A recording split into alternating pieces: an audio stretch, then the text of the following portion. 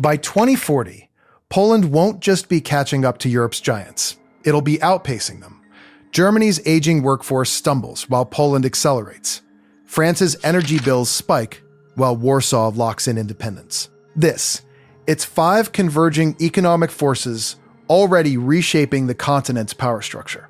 The IMF just revised Poland's 2026 GDP forecast to 3.5%, the largest upward revision among 30 countries analyzed. Not adjustment, revision, upward. While the rest of Europe braces for stagnation, Poland's trajectory points to something unprecedented, reaching 80% of Eurozone income levels by 2030, potentially 110% by 2040. That's not convergence, that's dominance. Here's what makes this inevitable. 5 structural advantages, massive EU fund absorption, a demographic edge no Western nation can match, energy independence through nuclear and renewables, strategic position as Europe's logistics heart, and a tech sector explosion fueled by cheap power. Each one compounds the others. Together, they create an economic flywheel that Germany and France can't replicate. You're watching this because you know Europe's economic map being redrawn. What you don't know yet is how quickly Poland's writing itself into the center.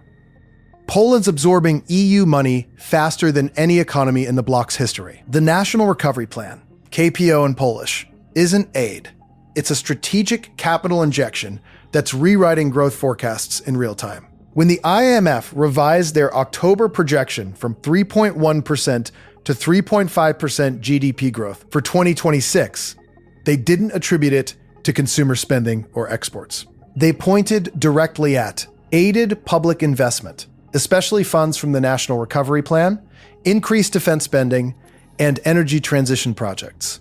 That 0.4 percentage point jump, largest among 30 countries the IMF tracks. Not emerging markets scrambling for footing. Developed economies with mature institutions, Poland beat them all. But here's the kicker of funds. It's the deployment speed. While Southern European nations debate bureaucratic hurdles, Poland's channeling billions into infrastructure, renewable energy installations, and defense modernization. The money hits the economy immediately. Roads get built, wind farms go online, jobs multiply. This creates a compounding effect. EU funds attract private investment because infrastructure risk drops. A German manufacturer looking at Eastern Europe sees completed highways, modern rail, stable power grids. They don't see a gamble. They see a platform. IMF economists noted Poland's optimism stems investment acceleration. Optimism in economic forecasts isn't vibes. It's capital flow velocity. When money moves faster through an economy, growth multiplies. And this is just 22.6. The National Recovery Plan extends through 22,009. Defense spending, driven by Poland reality next to an unpredictable Russia, continues climbing. Energy transition projects are front-loaded, meaning the biggest impacts hit between now and 2000. Think of it like compound interest. The base rate matters, but frequency of compounding determines the outcome. Poland's compounding investment returns quarterly, while competitors wait years for planning approvals. There's a reason Warsaw revised its long-term projections upward. Catching 80% of Eurozone income by 2030 seemed ambitious in 2020. Now, conservative. But capital alone doesn't build dominance. You need people to deploy it. Europe's aging. Poland's not. Walk through Frankfurt or Paris. Count the gray hair. Then walk through Krakow or Warsaw. The difference isn't subtle. It's structural, and is about to determine which economies thrive and which ones manage decline. Western Europe faces a demographic collapse no policy can reverse. Germany's workforce is shrinking. Retirement systems strain under weight they were never designed to carry. Every young German worker supports more retirees each year. The math doesn't work. France extends retirement ages, and protesters shut down cities. Italy's population drops annually. Poland, different story. The country maintains one of Europe's youngest populations, not because of immigration policy, because of birth rates and emigration patterns. Reverse Poles who left for London and Dublin in the 2000s are coming back. They're bringing skills, capital, and networks. They're starting businesses, not collecting pensions. This creates a labor market advantage that's almost unfair. While Germany scrambles to automate because workers don't exist, Poland scales production because workers do. Tech companies in Wrocław hire engineers Berlin can't find. Manufacturing plants in Poznan run 3 shifts because bodies exist to fill them. The economic impact cascades. A younger population consumes more, they're buying homes, having kids ventures. That consumption drives domestic growth independent of exports. It creates a self-sustaining cycle that aging economies can't replicate. Look at innovation metrics. Younger workforces adapt faster to new technologies. They're comfortable with AI tools, digital platforms, remote collaboration. This isn't about individual capability. It's about population, speed. When your median worker is 35 instead of 45, transformation accelerates. And here's the part that terrifies Brussels. This demographic advantage is locked in for decades. You can't reverse population aging with policy. Germany can't suddenly more young people. Poland's edge compounds annually. But demographics and capital still need energy to convert into output. Poland's energy transformation isn't environmental posturing. It's economic warfare. Everyone knows Poland coal. What they don't know is that Poland's leaving coal behind faster than Germany left nuclear. The scale is staggering. By 2040, zero-emission sources, nuclear and renewables, will represent half of Poland's installed capacity. Not a goal, a locked-in trajectory. 11 gigawatts of offshore wind by 2040.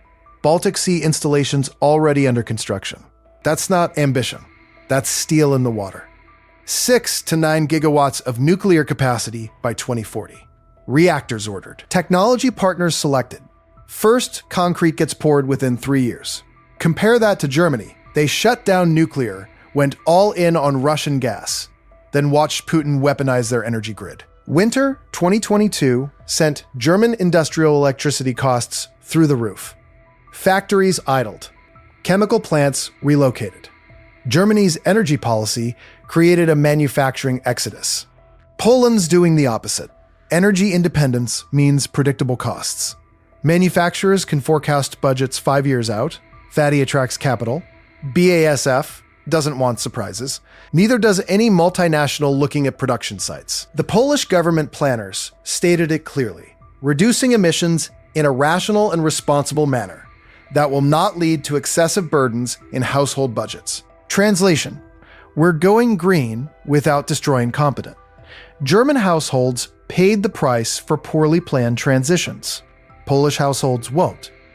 But this goes deeper than cost. Energy independence is strategic autonomy. Poland doesn't negotiate with Moscow over gas pipelines. It doesn't worry about Middle Eastern instability affecting oil supply. Nuclear reactors and wind farms can't be sanctioned. Ember analysts noted Poland could deliver 100 gigawatts of renewables by 2040, double current ambitions if reforms accelerate. That's not just meeting demand growth. That's becoming an energy exporter. Imagine Poland selling electricity to Germany. The geopolitical reversal is almost poetic. Electricity demand jumps 60% by 2035 to 240 terawatt hours. Most countries panic at that projection. Poland's building overcapacity. That surplus powers the next economic engine. Tech boom, no one predicted. Cheap energy plus skilled workers equals tech explosion. Poland's geography made it Europe's logistics crossroads. Warsaw sits dead center between Berlin and Moscow, Stockholm and Vienna. Every truck route, rail line, and data cable optimizes through territory. You can't ship goods across Europe without touching Poland. That's not marketing. That's topography. This creates a manufacturing magnet effect. Distribution centers concentrate where they minimize total distance. Amazon, DHL, and every major logistics firm built massive HM mathematical reasons. When you're equidistant from every major market, you become the hub by default. But logistics advantages are old news. What's new is the tech sector grafting onto that infrastructure. Data centers require 3 things: cheap power, cool climate, and fiber. Poland has all 3. The energy transformation we just covered, It's making Polish electricity costs the most stable in Europe. Cool Baltic climate reduces cooling expenses, and all those logistics routes laid fiber alongside them. Tech companies are noticing Wrocław's becoming a software development hub. Krakow's AI research scene rivals anything in Western Europe. These are outsourcing operations. They're R&D centers, product development teams, and startup incubators. The talent pool makes it possible. Poland's universities produce over 100,000 STEM graduates annually. These aren't generic degrees. Technical universities Warsaw, Krakow, and Gdansk rank globally. And unlike Western Europe, these graduates stay. They're not fleeing high costs and housing shortages. They're building careers in cities where 30% of salary doesn't disappear into rent. This convergence, location and cost, creates what economists call increasing returns to scale. Each company that moves in makes the next one more likely. Shared talent pools develop. Service ecosystems emerge. Soon, you're not just a location, you're a cluster. Marcin Pionkowski's, in Europe's growth champion, projects Poland catching up to the Eurozone by 2030, with an upside scenario hitting 110% by 2040. That's not speculation. That's extrapolating current tech sector growth rates forward. And the foundations, energy, demographics, all support acceleration. But projections aren't destiny. The path to 2040 has obstacles. 5 advantages don't guarantee dominance. Execution does. Let's synthesize.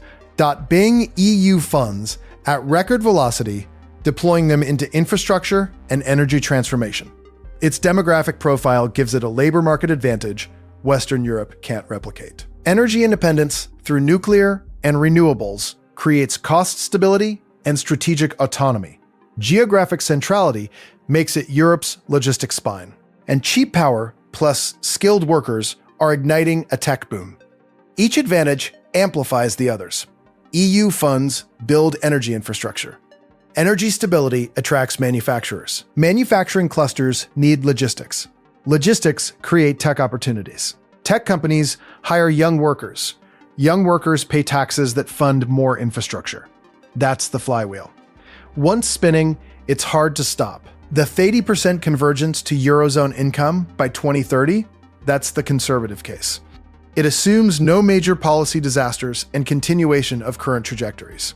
Poland's already at 70%. Another decade of 3% growth gets there easily.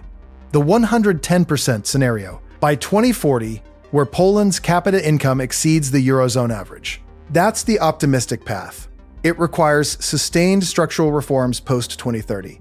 Pionkowski himself notes the risk of slowdown if reforms stall. Here's what could derail it. Political instability disrupting EU fund flows. Demographic assumptions failing if emigration rest delays, leaving coal dependency too long.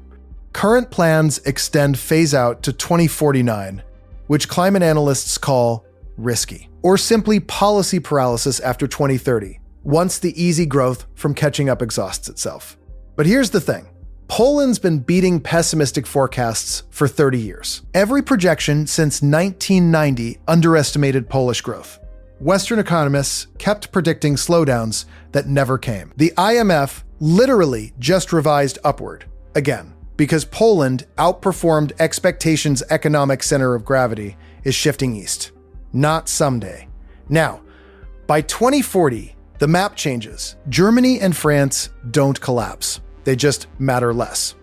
Poland doesn't dominate through their failure. It dominates through its own structural advantages compounding over 2 decades. The question isn't whether Poland catches up. That's done. The question is how far past the finish line it runs. If you're curious how energy independence reshapes entire continents, not just Poland, but Ukraine, the Baltics, and even Germany's scramble to adapt, that's next week's deep dive. Subscribe so you're ready when we map how permanently redrew Europe's power structure. Drop your prediction in the comments. Does Poland hit that 110% convergence, or does something unexpected change the trajectory?